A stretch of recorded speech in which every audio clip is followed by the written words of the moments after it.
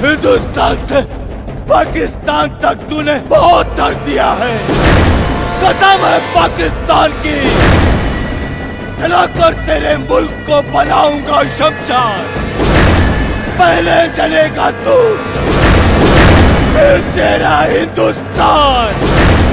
हिंदुस्तान मुर्दाबाद।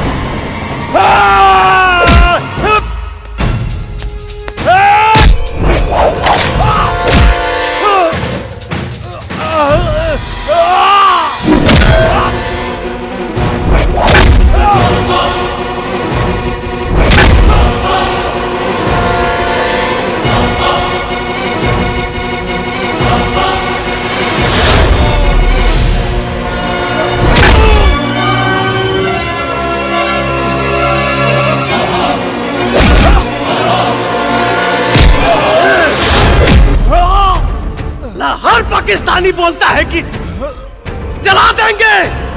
तेरी माँ का जलते हुए दिए को परवाने क्या बुझाएंगे, और जो मुर्दों को नहीं जला पाते वो जिंदों को क्या जलाएंगे।